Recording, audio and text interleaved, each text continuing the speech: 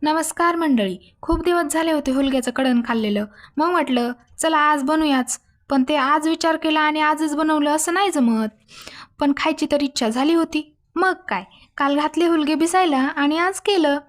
तर मंडळी, सगळ्यात आधी मोड आलेले हुलगे एकदा स्वच्छ पाण्यात धुवून घ्यायचे आणि शिजवून घ्यायचे. तुम्ही कुकरमध्ये पण शिजवू शकता. हुलगे शिजले की गॅसवर ठेवायची कढई. कढईत टाकायचं तेल, तेलात टाकायचा कांदा आणि थोडंसं म्हणजे चवीनुसार मीठ टाकायचे.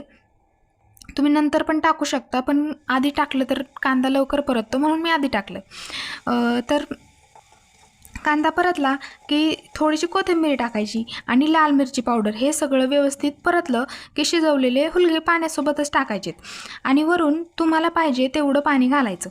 एकदा उकळी आली की टाकायचा शेंगदाण्याचा कूट. शेंगदाण्याचं कूट आता तुमच्या हिशोबाने टाका, तुम्हाला जसं घट्ट पातळ जसं लागतं तसं.